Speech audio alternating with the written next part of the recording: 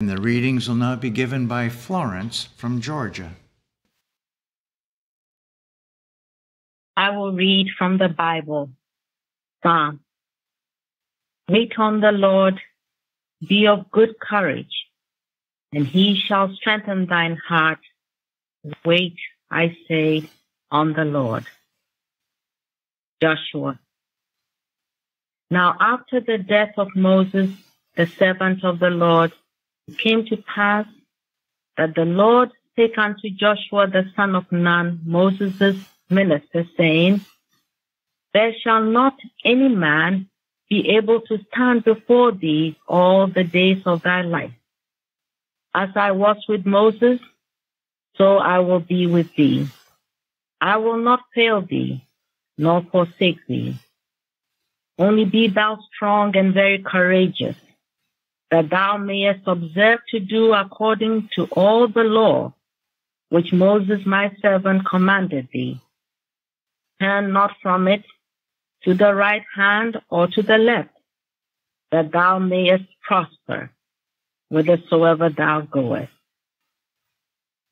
And Joshua said unto the children of Israel, Come hither, and hear the words of the Lord our God.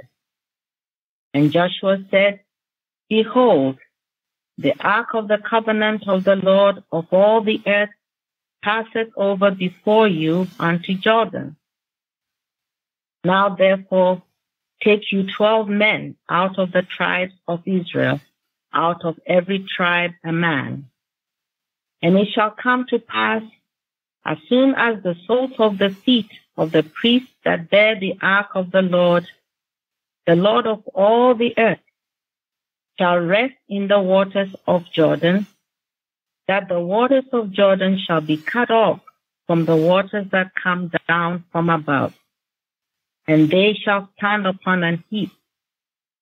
And it shall come to pass, when the people remove from their tents to pass over Jordan, and the priests bearing the ark of the covenant before the people, and as they that bear the ark were come unto Jordan, and the feet of the priests that bear the ark were dipped in the brim of the water, for Jordan overflowed all his banks all the time of harvest.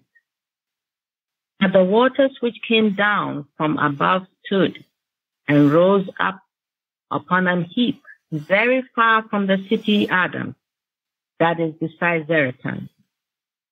And those that came down toward the sea of a plain, even the salt sea, failed and were cut off, and the people passed over right against Jericho. And the priests that bare the ark of the covenant of the Lord stood firm on dry ground in the midst of Jordan. And all the Israelites passed over on dry ground, until all the people were passed clean over Jordan. Luke. And it came to pass that when Jesus was returned, the people gladly received him, for they were all waiting for him. And a woman having an issue of blood 12 years, which had spent all her living upon physicians, neither could be healed of any, came behind him and touched the border of his garment, and immediately her issue of blood touched. And Jesus said, Who touched me? When all denied, Peter and they that were with him said, Master, the multitude thronged thee and pressed thee, and sayest thou, Who touched me? And Jesus said, Somebody hath touched me, for I perceive that virtue is gone out of me. And when the woman saw that she was not hid, she came trembling, and falling down before him, she declared unto him before all the people for what cause she had touched him, and how she was healed immediately. And he said unto her, Daughter, be of good comfort. Thy faith hath made thee whole. Go in peace. James. Be ye also patient. Establish your heart, for the coming of the Lord draweth nigh.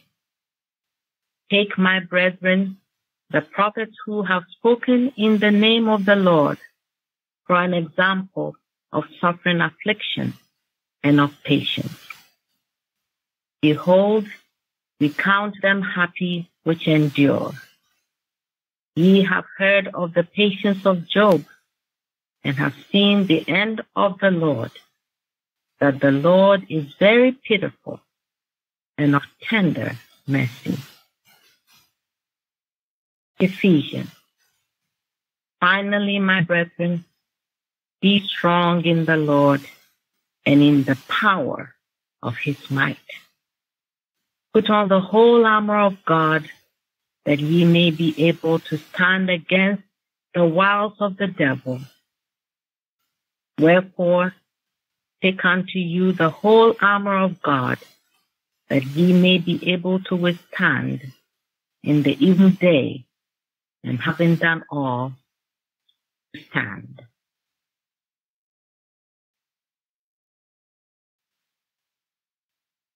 I will read relative passages from Science and Health with Key to the Scriptures and prose work, both by Mary Baker Eddy.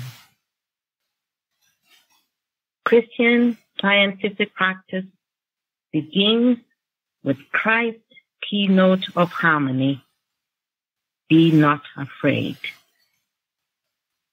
Moral courage is requisite to meet the wrong and to proclaim the right.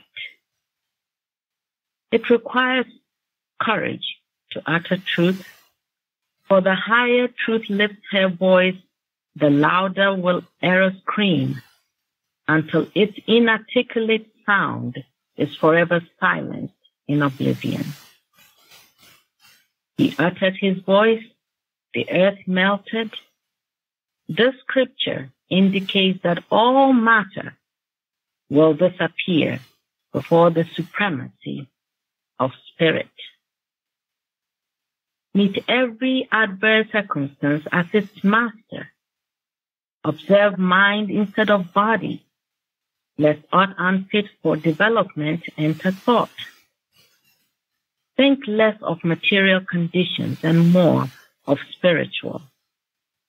Tell the sick that they can meet disease fearlessly if they only realize that divine love gives them all power over every physical action and condition.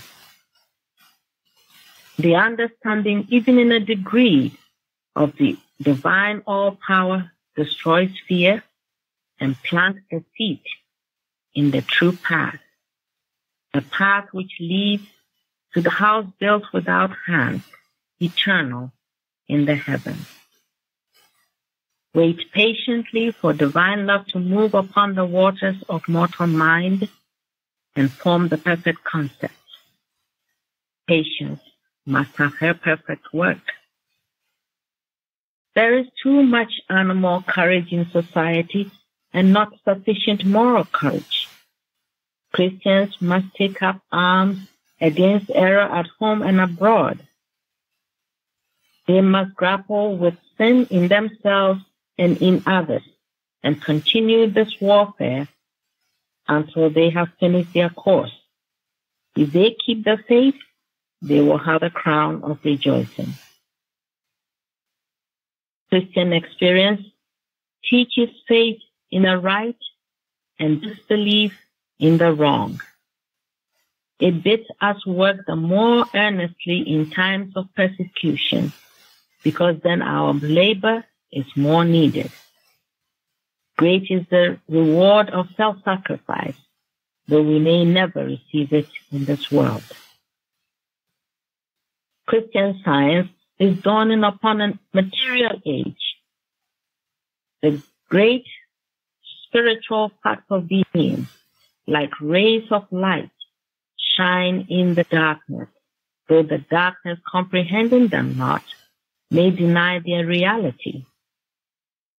The proof that the system stated in this book is Christianly scientific resides in the good this system accomplishes, for it cures on a divine demonstrable principle which all may understand. Evil has no reality. It is neither person, place, nor thing, but is simply a belief, an illusion of material sense. Faith illumined by works, the spiritual understanding which cannot choose but to labor in love. Hope, holding steadfastly to good in the midst of seething evil. Charity that suffereth long and is kind, but cancels not sin until it be destroyed. These afford the only rule I have found which demonstrates Christian Science. Remember, thou canst be brought into no condition, be it ever so severe, where love has not been before thee, and where its tender lesson is not awaiting thee. Therefore despair not, nor murmur, for that which seeketh to save, to heal, and to deliver will guide thee if thou seekest this guidance. Trust in him whose love enfolds thee. Thou wilt keep him in perfect peace, whose mind is stayed on thee, because he trusted in thee. Out of the depths have I cried unto thee. Divine love is never so near as when all earthly joys seem most afar. Beloved, that which purifies the affections also strengthens them, removes fear, subdues sin, and endues with divine power. That which refines character at the same time humbles, exalts, and commands a man, and obedience gives him courage, devotion, and attainment. Beloved Christian Scientists, keep your mind so filled with truth and love that sin, disease, and death cannot enter them. It is plain that nothing can be added to the mind already full. There is no door through which evil can enter, and no space for evil to fill in a mind filled with goodness. Good thoughts are an impervious armor. Clad therewith, you are completely shielded from the attacks of error of every sort. And not only yourselves are safe, but all whom your thoughts rest upon are thereby benefited. No greater hope have we than in right thinking and right acting, and faith in the blessing of fidelity, courage, patience, and grace.